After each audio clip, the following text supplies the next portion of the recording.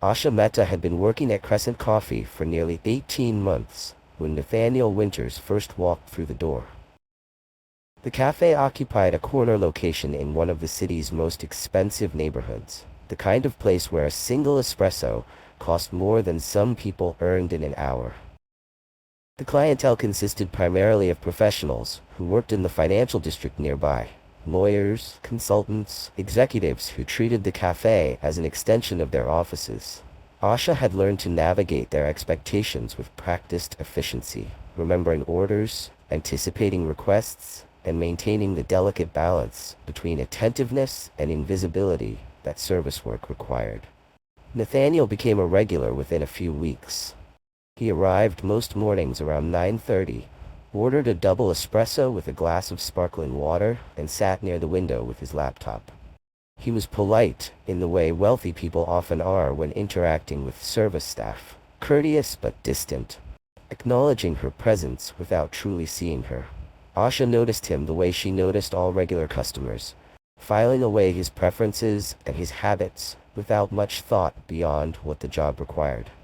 The cafe operated according to unspoken hierarchies. The morning shift attracted business professionals and retirees with time and money to spare. The afternoon brought freelancers and students who could afford the premium coffee but not the luxury apartments nearby. Asha worked both shifts depending on the schedule, observing the patterns of wealth and leisure that defined the neighborhood. She had moved to the city 3 years earlier, with a degree in graphic design and expectations that had proven difficult to meet. The job market had been tighter than anticipated, freelance work inconsistent, and the cost of living higher than her calculations had accounted for. The cafe job was meant to be temporary, a way to cover expenses while she built a portfolio and established connections. 18 months later, she was still there. The proposition came on a Tuesday afternoon in late autumn. The cafe was quieter than usual, the lunch rush having subsided and the after-work crowd not yet arrived. Nathaniel had been sitting at his usual table for over an hour when he approached the counter.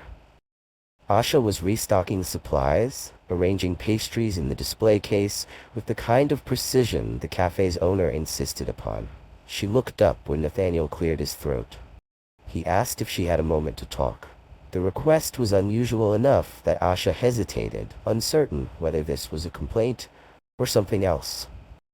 She glanced at her coworker, who nodded, and followed Nathaniel to a table in the corner, away from the windows and the few other customers in the cafe. What he proposed was this. He needed someone to attend a family gathering with him, someone who could convincingly play the role of his fiancée for one evening. The event was scheduled for the following weekend. His parents were hosting a dinner to celebrate his father's retirement, and the family would be there. Siblings, extended relatives, close family friends. Nathaniel explained that his parents had been pressuring him to settle down, to find someone serious, and introduce her to the family. He had avoided the subject for years, but the pressure had intensified recently. Rather than continue the arguments, he wanted to present them with what they wanted to see, even if it wasn't real. The offer was $1,500 for a single evening's work. He would provide appropriate clothing if needed, brief her on the family dynamics, and ensure she was prepared for the kinds of questions that might arise. The arrangement would end after the dinner. There would be no expectations beyond that night, no further contact unless she chose otherwise. Asha sat across from him, trying to process what he was asking. The amount of money was significant. It represented nearly 3 weeks of her current income, enough to cover rent and bills, with something left over. It was also, she understood immediately, a transaction that crossed boundaries she had been careful to maintain. The cafe job required her to be pleasant and efficient, but it didn't require her to pretend to be someone she wasn't, to perform a version of herself for the benefit of strangers who had no stake in her actual life. She asked why he couldn't simply hire an actor or use a professional service. Nathaniel's answer was straightforward. Professional services left trails. Contracts, invoices, records that could be discovered. He needed someone who existed outside his social circle, someone his family wouldn't recognize and wouldn't think to investigate. An actor would be too polished, too obviously performing. He needed someone who could be believable, precisely, because she wasn't trying to impress anyone. Asha understood what he was really saying. He needed someone from a different social class, someone whose presence would seem plausible, because she wouldn't know enough about his world to mimic it perfectly. The slight awkwardness, the unfamiliarity with certain customs, would read as authenticity rather than deception. Her lack of polish was the point. She asked for time to think about it. Nathaniel gave her his phone number and told her he needed an answer within 2 days. He returned to his table, finished his coffee, and left without further conversation. Asha completed her shift in a state of distraction, going through the motions of cleaning tables and processing orders, while her mind worked through the implications of what had just been proposed. That evening, she sat in her apartment calculating what $1,500 would mean for her immediate finances. She could pay rent without worrying about overdraft fees. She could cover the dentist appointment she had been postponing. She could buy groceries without constantly checking prices. The money wouldn't solve everything, but it would provide breathing room she hadn't had in months. She also thought about what accepting would require.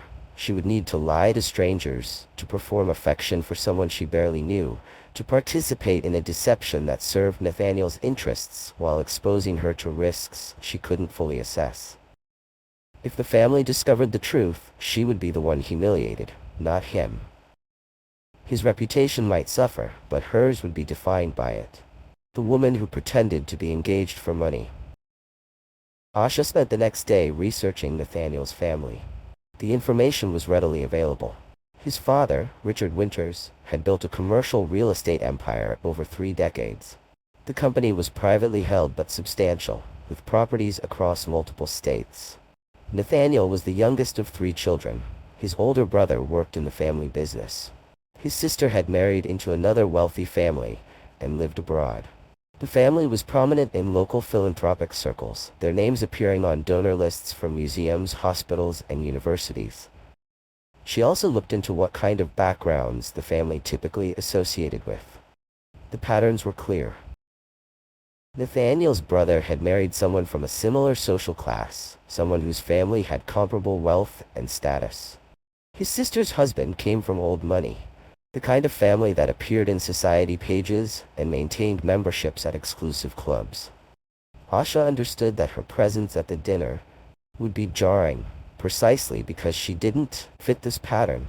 The question was whether Nathaniel's parents would accept the anomaly or question it. On the second day, she called Nathaniel and told him she would do it. His response was businesslike. He asked for her sizes so he could arrange appropriate clothing. He suggested they meet the day before the dinner to go over details and ensure she was comfortable with what would be expected.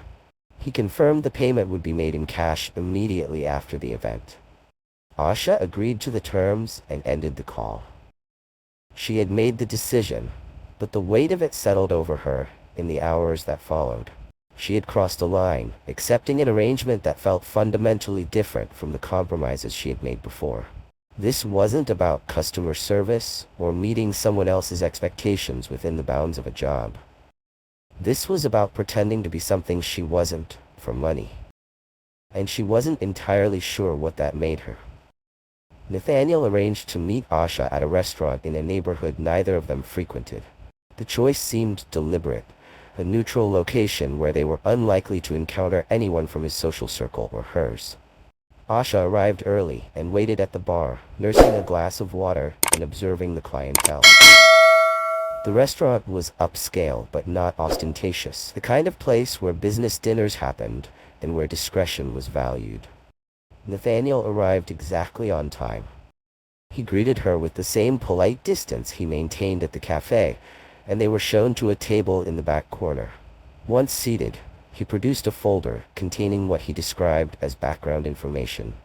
It included a family tree with names and relationships clearly marked, brief biographical sketches of key family members, and notes about topics that were likely to come up in conversation. He explained that his parents valued certain things above others.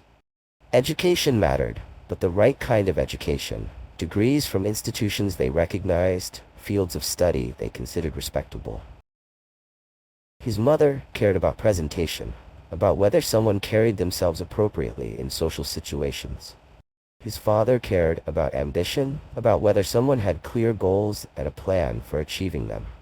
Both parents were traditional in their expectations about relationships, favoring commitment and stability over anything they perceived as casual or uncertain. Nathaniel told Asha they had supposedly met 6 months earlier at a gallery opening. The story was plausible because it was vague enough to avoid scrutiny. They had started seeing each other regularly after that initial meeting, and the relationship had developed naturally. He had proposed 3 weeks ago during a weekend trip to the coast. The engagement hadn't been announced publicly yet because they were waiting for the right moment, which conveniently aligned with the family dinner. Asha listened carefully, taking notes on the details that seemed most important. She asked about the gallery opening. Which gallery? What kind of art? Who else had been there? Nathaniel provided answers that were specific enough to be believable, but general enough to avoid contradictions. He had clearly thought through the cover story in detail. She also asked about the engagement ring. Nathaniel reached into his jacket and produced a small box. Inside was a diamond ring. Elegant and expensive, but not flashy. He explained that it had belonged to his grandmother, and that his mother had given it to him years ago, with the expectation that he would eventually propose to someone. Using the family ring would add authenticity to the story and would please his mother in particular. Asha tried on the ring. It fit well enough, though it felt strange on her finger, heavy with implications she didn't want to examine too closely. Nathaniel told her she could keep it until after the dinner, after which she would return it along with any clothing he provided. The clothing arrived 2 days later. Nathaniel had arranged for a stylist to deliver several options to Asha's apartment. The dresses were expensive, the kind of garments she had only seen in store windows. The stylist helped her select one that would be appropriate for a family dinner, elegant but understated, conveying respect for the occasion without appearing to try too hard. The stylist also provided shoes and accessories, along with suggestions about hair and makeup. Asha spent the evening before the dinner practicing the details Nathaniel had provided. She memorized names, relationships, and the key points of the cover story. She rehearsed answers to questions she anticipated: where she had grown up, what she did for work, how she and Nathaniel had met. Nathaniel had suggested she describe herself as working in design consulting, a deliberately vague title that could encompass various kinds of work without inviting too many follow-up questions. She also thought about the performance itself, about what it would mean to convincingly portray someone in love with Nathaniel. They had agreed on certain physical boundaries. Holding hands would be acceptable, a brief kiss on the cheek if the situation called for it, but nothing more intimate. The goal was to appear comfortable together without overplaying the affection. The night before the dinner, Asha barely slept. She kept running through scenarios in her mind, imagining questions she might not be prepared for, moments where the deception could unravel. She thought about what would happen if someone at the dinner recognized her from the cafe, though Nathaniel had assured her the risk was minimal. His family didn't frequent that neighborhood, and even if they did, the likelihood of them noticing a particular coffee attendant was low. She also thought about the money, about the fact that she was doing this primarily for financial reasons. The arrangement troubled her in ways she hadn't fully anticipated when she first accepted. It wasn't just the dishonesty, though that was part of it. It was the realization that she was willing to compromise herself in ways she would have judged harshly in others. She had spent years maintaining certain principles about her work and her relationships, and now she was setting those aside for $1,500. Nathaniel picked her up in a car service the evening of the dinner. He was dressed formally, and he looked at her approvingly when she answered the door. The dress fit well, and the stylist's suggestions about hair and makeup had achieved the desired effect. She looked like someone who belonged at an upscale family gathering. During the drive to his parents' house, Nathaniel went over the key points one last time. He reminded her to let him lead most conversations, to defer to him if questions became uncomfortable, and to remember that the goal was to appear comfortable but not overly familiar. The family home was in an exclusive neighborhood 30 minutes outside the city. The houses were set back from the road, hidden behind gates and landscaped grounds. When they arrived, Asha's first impression was of size and deliberate elegance. The house was large but not ostentatious, designed to convey wealth through understatement rather than excess. Nathaniel helped her out of the car, and they walked to the front door together. Before he rang the bell, he took her hand and squeezed it briefly. The gesture was meant to be reassuring, but Asha felt only the weight of what they were about to do. Nathaniel's mother answered the door. Catherine Winters was in her early 60s, dressed in a way that suggested careful attention to appearance without obvious effort. She greeted Nathaniel with a warm embrace and turned to Asha with an expression that was polite but assessing. Nathaniel made the introduction, and Asha extended her hand, which Catherine accepted with a smile that didn't quite reach her eyes. The interior of the house reinforced the impression Asha had formed from the outside.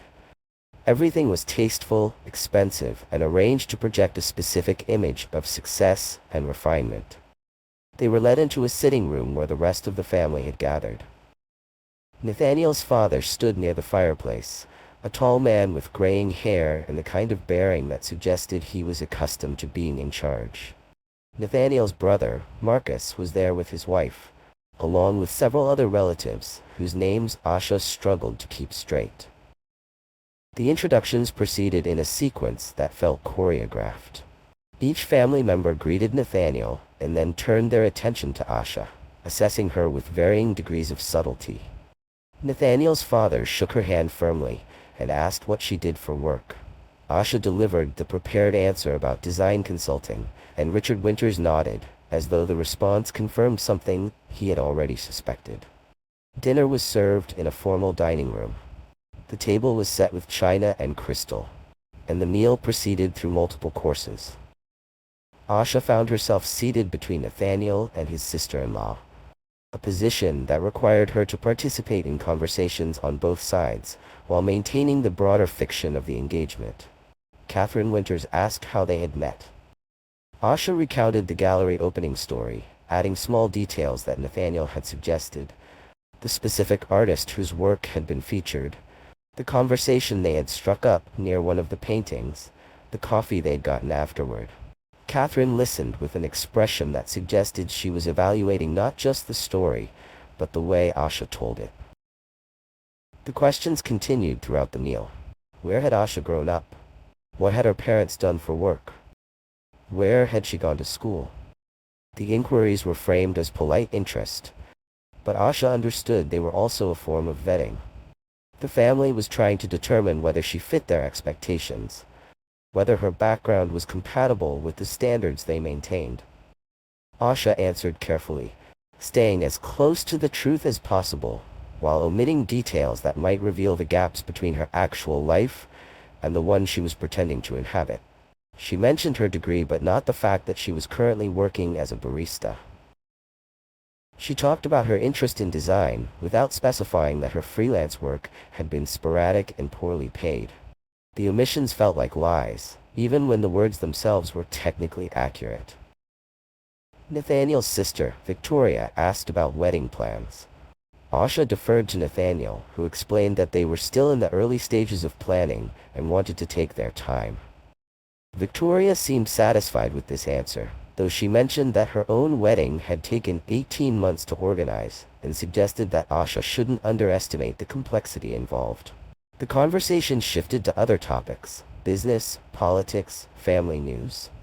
Asha participated where appropriate, but mostly listened, observing the dynamics between family members. Richard Winters dominated much of the conversation, steering discussions towards subjects where he could offer opinions or anecdotes. Catherine managed the social aspects of the evening, ensuring glasses were refilled and that everyone was included in appropriate ways. Marcus and Victoria played their expected roles, supporting their parents' positions and contributing information that reinforced the family's status. After dinner, the group moved to another room for coffee and dessert.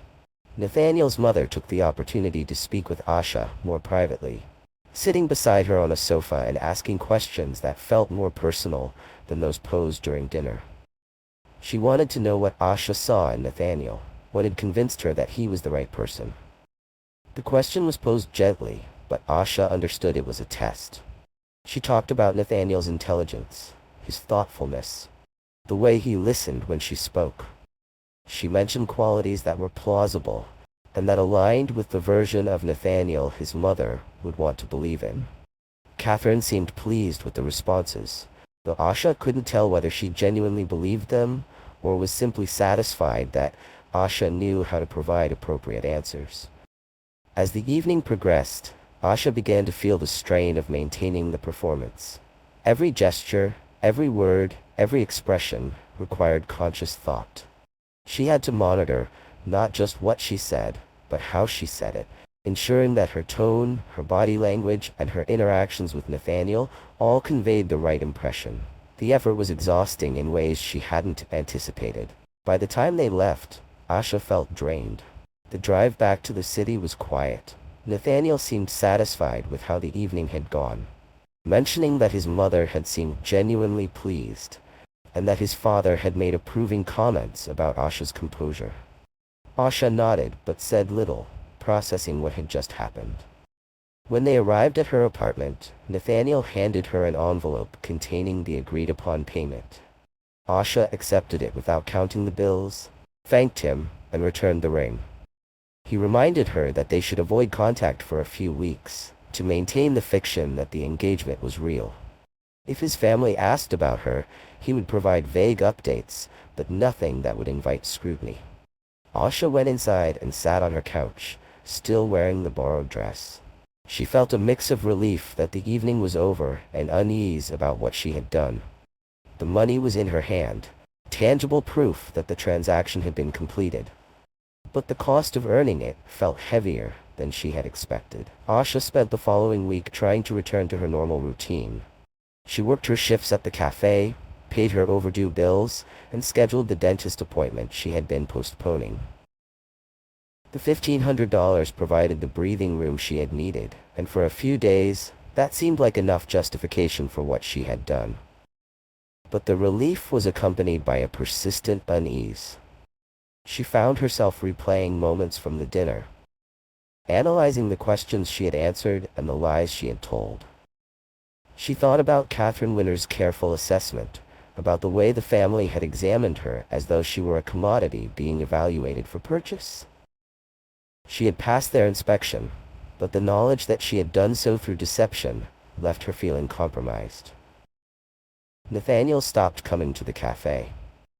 Asha assumed this was part of his strategy to create distance, to ensure there was no visible connection between them that his family might discover. The absence felt appropriate, but also highlighted how transactional their relationship had been. She had served a purpose for him, and now that purpose was fulfilled.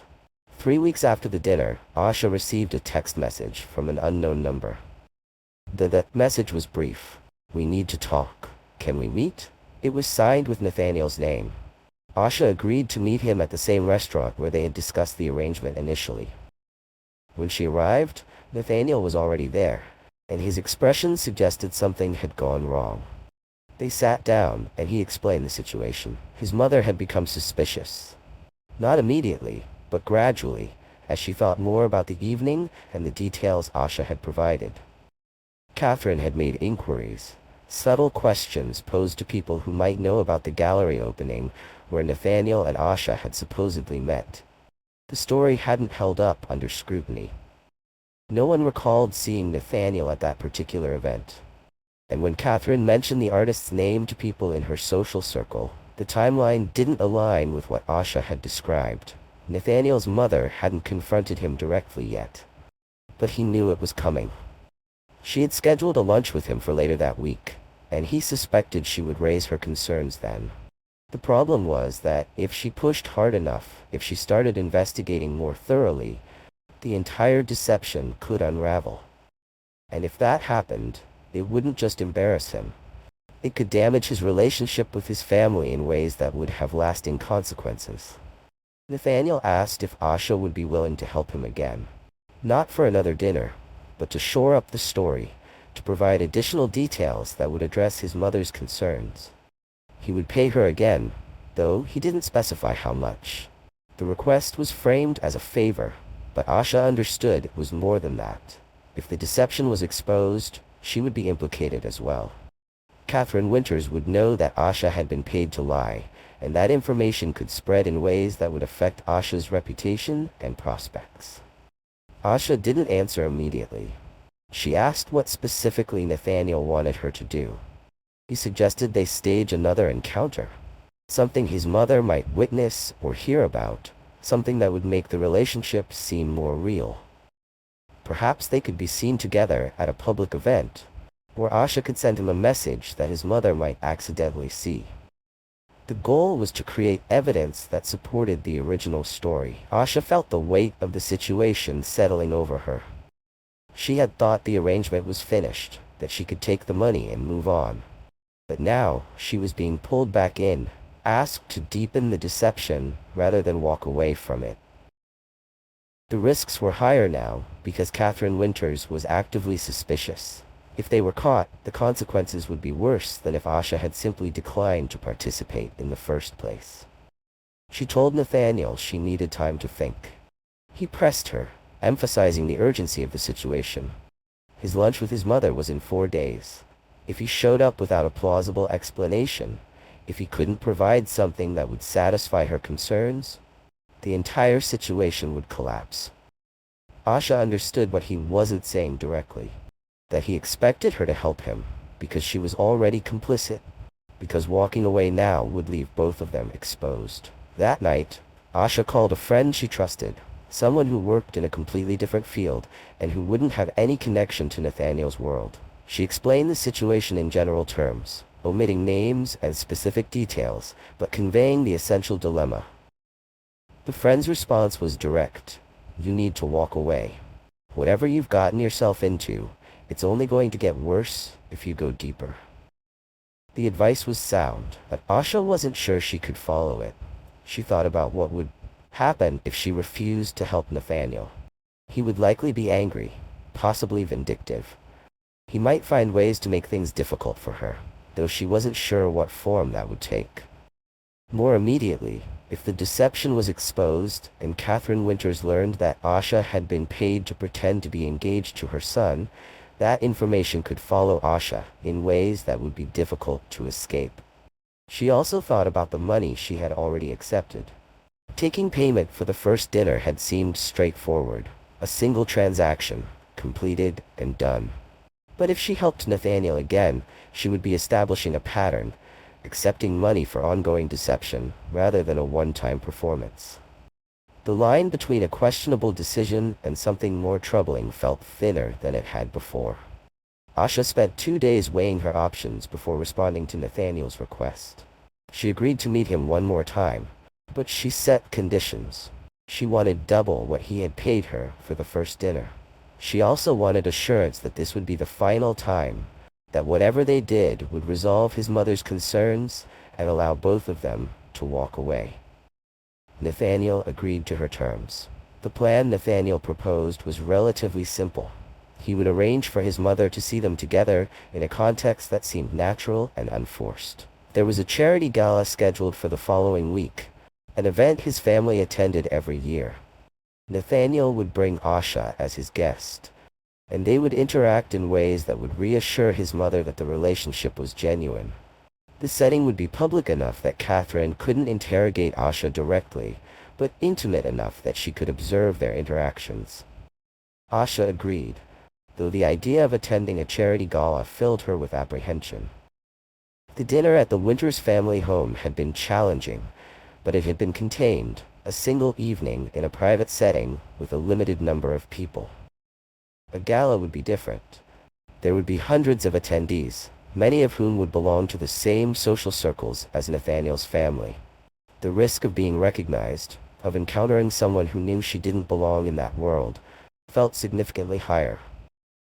Nathaniel arranged for the same stylist to provide appropriate clothing. The gala required formal evening wear, and the dress that was delivered was more elaborate than what Asha had worn to the family dinner. The stylist also provided jewelry, loaned pieces that were expensive enough to be convincing, but not so ostentatious as to draw unwanted attention. The night of the gala, Nathaniel picked Asha up in a car service. During the drive to the venue, he briefed her on what to expect. The event would begin with a cocktail hour, followed by dinner, and then an auction to raise funds for the charity the gala supported. Nathaniel's parents would be there, along with his brother and sister-in-law. Victoria was traveling and wouldn't attend, which Nathaniel seemed to view as a minor relief. When they arrived, the venue was already crowded. The space was elegant, decorated with flowers and lighting, designed to create an atmosphere of refined celebration. Asha stayed close to Nathaniel as they entered, acutely aware of the way people looked at them. Some glances were merely curious, but others felt more evaluative, as though the attendees were trying to place her, to determine who she was and why she was there. Catherine Winters found them within minutes of their arrival. She greeted Nathaniel warmly and turned to Asha with an expression that was pleasant but contained an edge of scrutiny. She asked how Asha had been, whether she was enjoying the planning process for the wedding, and whether she had given thought to specific details like venues and guest lists. Asha provided answers that were vague but plausible, deferring to Nathaniel when the questions became too specific. Throughout the evening, Asha and Nathaniel maintained the performance. They stood together during the cocktail hour, his hand occasionally resting on the small of her back. They sat beside each other at dinner, engaging in quiet conversation that suggested familiarity and comfort. Nathaniel made sure to introduce Asha to people his mother would know, creating opportunities for Catherine to observe their interactions. But the evening took an unexpected turn during the auction. One of the items being auctioned was a weekend getaway to a luxury resort. Nathaniel bid on it, ostensibly as a surprise for Asha. The bidding escalated, and Nathaniel continued raising his offer until he won. The gesture was meant to appear romantic, but Asha felt uncomfortable with the public display. It drew attention, and attention was the last thing she wanted. After the auction concluded, Catherine approached them again. She seemed pleased by Nathaniel's gesture, commenting on how thoughtful it was, and how lucky Asha was to have someone so generous. But then she asked a question that Asha hadn't anticipated. When were they planning to take the trip? Nathaniel answered smoothly, suggesting they would go within the next few months. Catherine pressed further, asking if Asha had vacation time available from work. The question was casual, but it carried implications.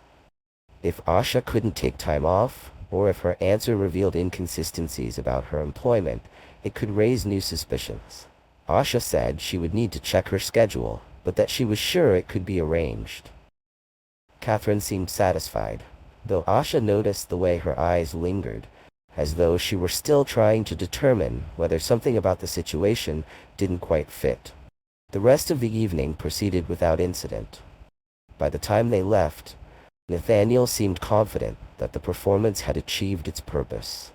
His mother had seen them together in a context that reinforced the fiction of their engagement. The public gesture of bidding on the resort trip had added a layer of plausibility to the story. As far as Nathaniel was concerned, the problem had been resolved, but Asha felt differently. The evening had exposed her to more people, created more opportunities for the deception to unravel. The resort trip was now an expectation, something that would require further coordination and further lies. She had agreed to help Nathaniel one more time, but the situation seemed to be expanding rather than resolving. When Nathaniel paid her the agreed-upon amount that night, Asha accepted the money, but felt no relief. The weight of what she had done and what she was continuing to do had grown heavier.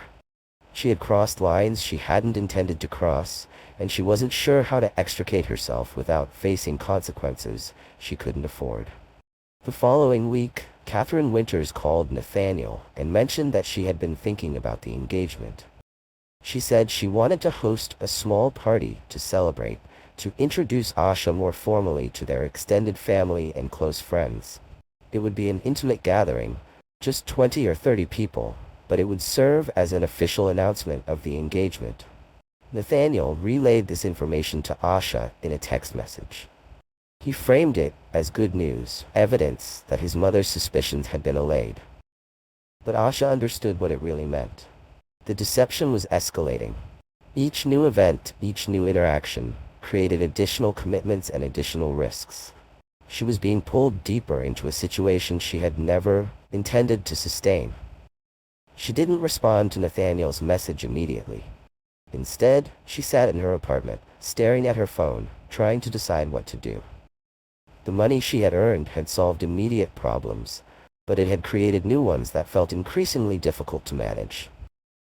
She thought about the party Catherine wanted to host, about the extended family and friends who would meet her and form impressions based on lies. She thought about what would happen when the truth eventually emerged, because it seemed inevitable now that it would. The consequences of her choices were unfolding in ways she hadn't anticipated, and she wasn't sure whether she had the strength or the resources to face what was coming.